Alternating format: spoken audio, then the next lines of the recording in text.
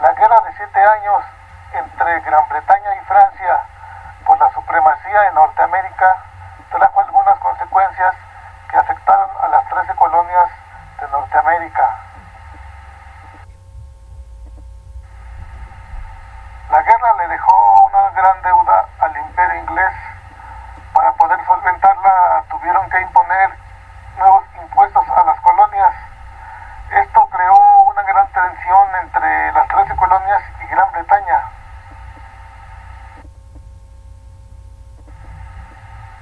Los generales ingleses y los líderes milicianos no se ponían de acuerdo en cómo realizar una buena estrategia. Las 25,000 tropas inglesas que permanecían en las colonias hacían ver que había muchas diferencias culturales entre ellos. Al iniciar el conflicto entre Inglaterra y Francia en 1756, la deuda de guerra ascendía a 75 millones de libras. Al finalizar en 1763, la deuda había alcanzado la suma de 133 millones. Los británicos tenían que recuperar ese gasto. De algún modo, alguien tenía que pagarlo. Una de las consecuencias de la guerra fue el aumento de impuestos. De igual manera, esto provocó que se aumentara el número de contrabandistas. Entonces el gobierno inglés mandó a patrullar las costas. A todos los contrabandistas que se capturaban los mandaban a enjuiciar.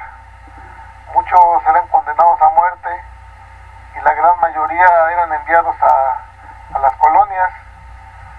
Ya anteriormente habían llegado 50,000 individuos, lo que provocó las quejas de los colonos. Ya no querían más malvivientes entre ellos. La idea de cobrar impuestos a los colonos en Norteamérica fue de George Grenville, el primer ministro de Inglaterra.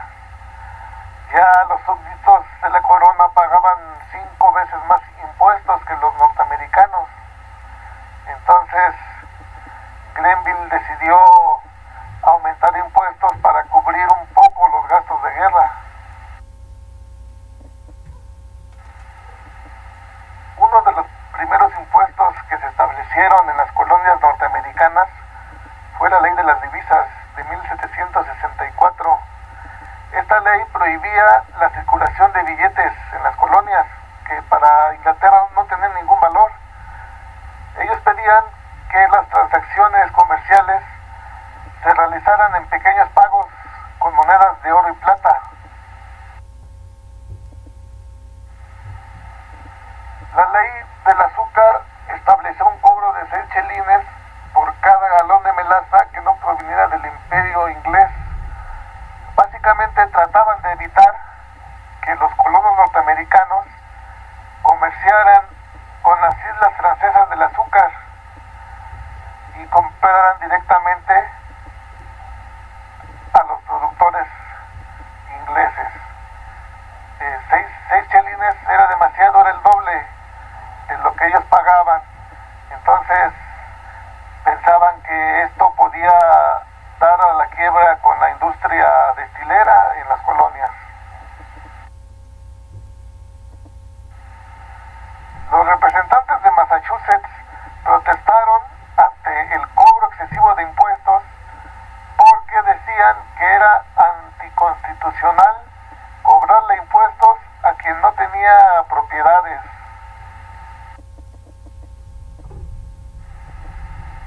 Para hacer cumplir la ley del azúcar se creó el Tribunal del Vicealmirante. Esto provocó que los colonos temieran un control total del imperio sobre las colonias norteamericanas.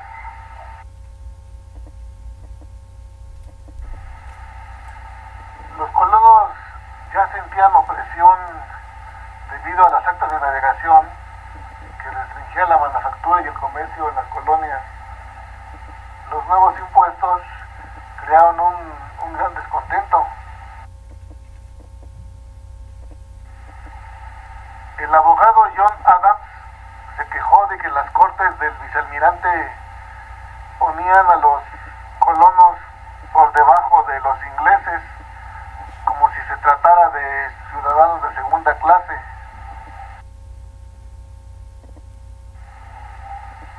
La ley de las estampillas de 1765 era un impuesto que se cobraba a todo el papel utilizado en las colonias. Este impuesto serviría para cubrir los gastos de los soldados ingleses. Se esperaba recaudar 60,000 libras anuales. El primer ministro les daba la opción a las colonias de pagar el impuesto de las estampillas o pagar la manutención de los soldados ingleses que resguardaban las colonias. Los comerciantes de Londres protestaron que las colonias no tenían algún organismo capaz para cobrar impuestos. En una reunión que se realizó en Albany, los colonos habían pedido una unión continental que les fue negada por los ingleses.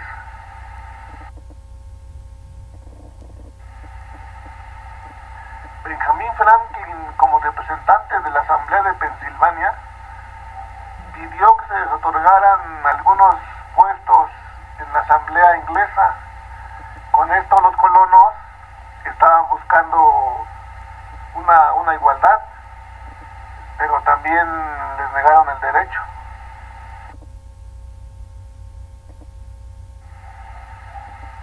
Grenville buscaba aumentar los impuestos con las actas de estampillas, pero principalmente buscaba el principio constitucional para más que establecer, para imponer los impuestos que quisieran a las colonias norteamericanas.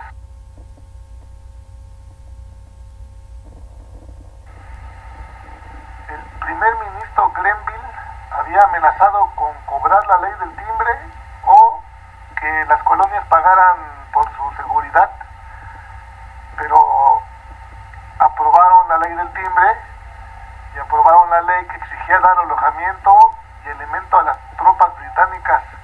Esto causó un mayor descontento con los colonos.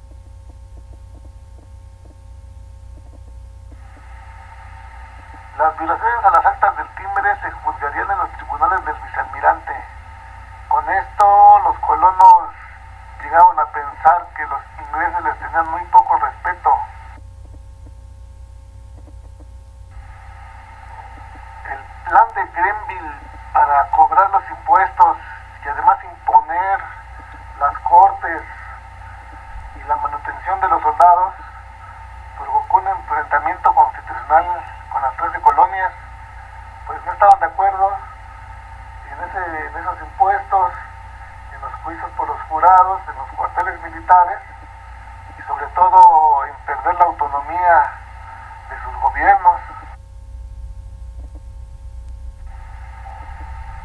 Y bueno, pues una de las consecuencias de la guerra, si no es que la principal consecuencia, fue las grandes deudas que la corona quiso cobrarle a las colonias a través de los impuestos. Esta fue una de las situaciones que más agraviaron a los colonos. La guerra contra Francia por la supremacía de Norteamérica le costó mucho dinero a los ingleses.